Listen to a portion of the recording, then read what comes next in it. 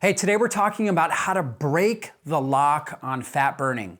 There's a key hormone called insulin. Insulin is your fat storage hormone. As long as insulin's elevated, you're not going to be able to burn fat.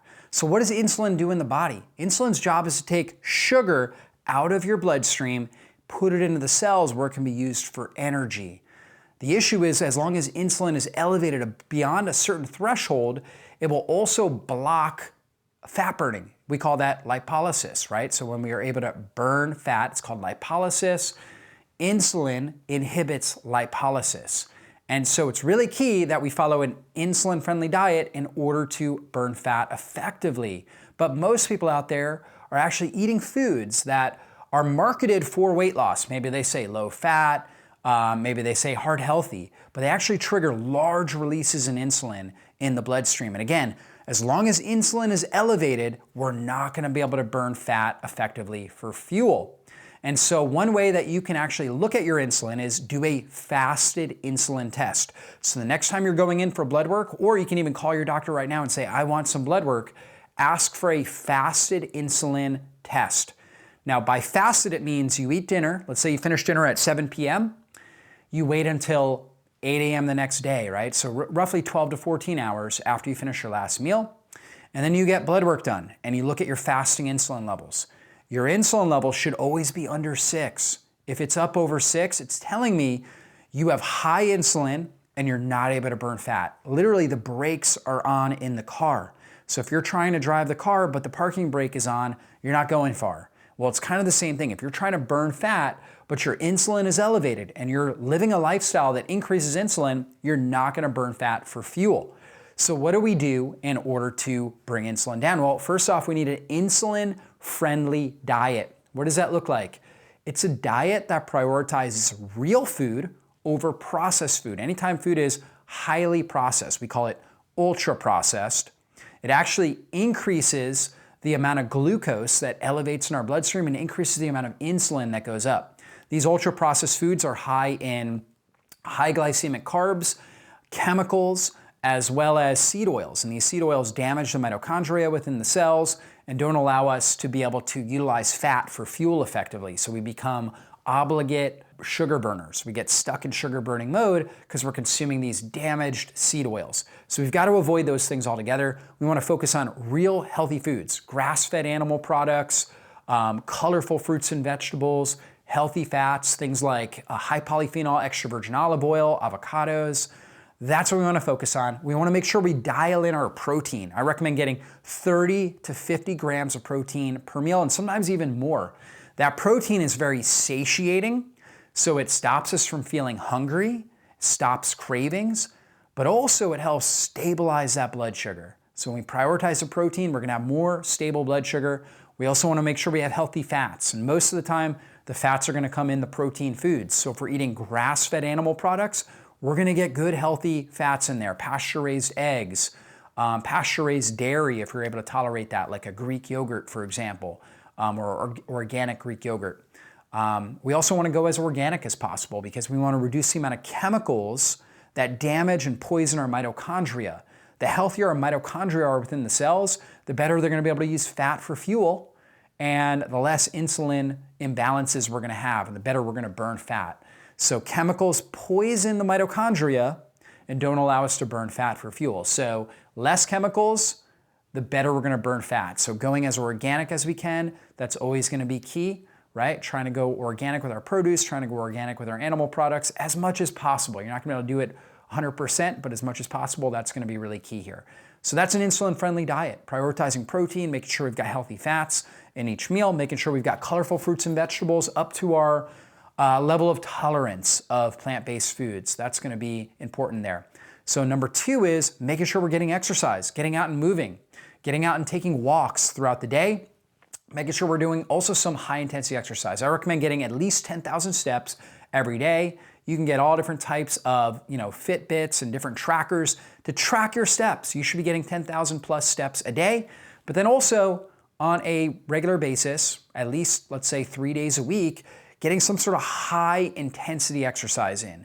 That could be interval training, high intensity interval training, or HIIT. It could be resistance training. I'm a really big advocate of strength training, resistance training, because that's gonna help build muscle tissue. That muscle tissue is gonna act like a glucose sponge. It's gonna help pull sugar out of the bloodstream where it can be stored in the muscle as glycogen, which is gonna lower your insulin levels. It's gonna increase the amount of mitochondria within all the cells of the body, so they're gonna be able to burn fat more effectively for fuel. So getting some sort of resistance training, high intensity interval training in at least 3 days a week, let's say 3 to 5 days a week or so, you don't have to do it every day, that's gonna be really helpful for this process of bringing insulin down and allowing your body to burn fat. Next key is gonna be doing some sort of time-restricted feeding or intermittent fasting. So if you don't want to eat from the time you wake up to the time you go to bed, this is a big problem that people do. Even if they're eating healthier foods, they are triggering insulin every single time they eat. So I recommend eating 3 meals a day, no snacks, 3 meals a day, high protein meals, getting a good amount of calories in those meals, and ideally compressing that eating window to, let's say, 8 hours, right? Where you're eating between 10 a.m. and 6 p.m., right? 3 meals in that period of time. That can be really helpful here. You can even tighten that window even more, where you might do 6 hours or 4 hours and maybe do 2 meals in that period of time. If you feel good doing that, that's gonna help you bring insulin down and burn more fat for fuel. So that can be a really effective strategy. So doing something along those lines. Next step is really good sleep. So most people are not getting proper light exposure and proper sleep and circadian rhythm. So you wanna make sure during the day you get out in the sun at some point. Getting sunlight on your body is super key. That's gonna tell the mitochondria to produce more energy, to burn more fat. It's also gonna tell the body, especially if you get it early in the day, that it's daytime and to set the circadian rhythm so you get tired naturally at night. At night, once the sun goes down, you wanna make sure you've got blue light blocking glasses on, or you've got all the lights dimmed in your house. You're being exposed to as little blue light as possible. That's gonna help set you up for good sleep. And when you do that, that allows for the proper rise of growth hormone, which is your quintessential anti-aging hormone. It helps turn on fat burning. It helps preserve lean body mass, your bone and your muscle tissue. So you're not eating up muscle tissue, eating up bone tissue, but you're preserving it and building muscle and burning fat while you sleep when you get enough growth hormone release. And so super key there. You're also gonna produce a lot of melatonin, which is your sleep hormone. Melatonin also helps protect the mitochondria. It slips into the double membrane of the mitochondria and gets rid of highly reactive free radicals that produce more oxidative stress and rust and damage the mitochondria. Again, the healthier the mitochondria, the more fat you're gonna be able to burn, and the better you're gonna feel, the better energy, better cognitive function, better mood, memory, and performance overall in life. And so good sleep is super key here.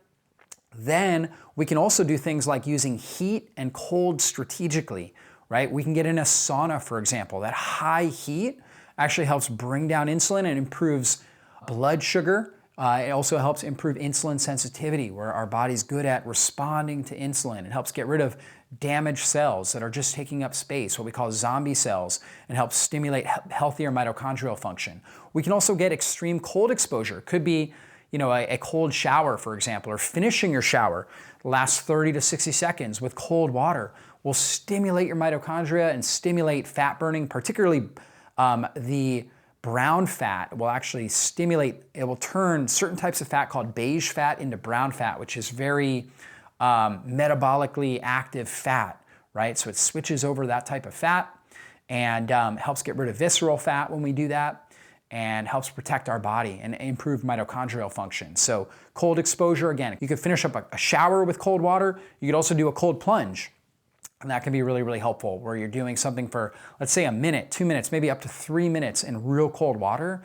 That's gonna, again, stimulate these cold shock proteins, getting rid of zombie cells and triggering better, healthier mitochondrial function, better, healthier, more stress resilient cells, right? And that's gonna help unlock fat burning for you. And then also you can do things like apple cider vinegar before a meal, right? So if you just take some apple cider vinegar, let's say a tablespoon and 4 ounces of water, drink that before your meal, that alone is gonna reduce the glycemic impact, or the amount of blood glucose elevation that you get when you eat that meal. And that's gonna reduce the amount of insulin you release. That's because Apple cider vinegar is high in acetic acid, which is a postbiotic that helps support the gut microbiome, helps improve mitochondrial function in the intestinal lining. And so we're able to pull more oxygen out of the intestines.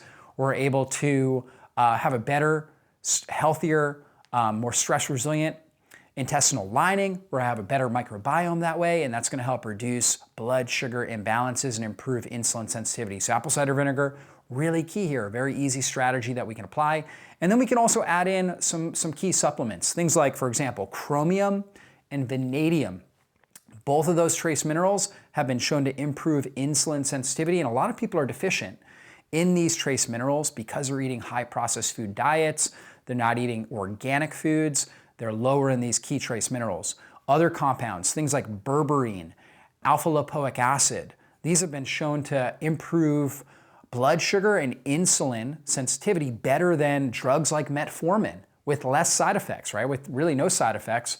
And they're able to improve blood sugar signaling better than some of the leading pharmaceutical drugs that are prescribed for people with diabetes and insulin resistance. So berberine, alpha lipoic acid, I like a combination of those, can be a really powerful supplement. You can also do herbs, like things like cinnamon, for example, can be really helpful. Things like curcumin or turmeric can be helpful. Ginger, rosemary, these things are all good for helping improve blood sugar sensitivity as well. So utilizing some of these different types of supplements. You can also take MCT oil with meals. Just take like a teaspoon to start with MCT oil with meals. That will produce ketones immediately in your bloodstream, which will bring down, help stabilize blood sugar and improve insulin sensitivity, and will also reduce cravings.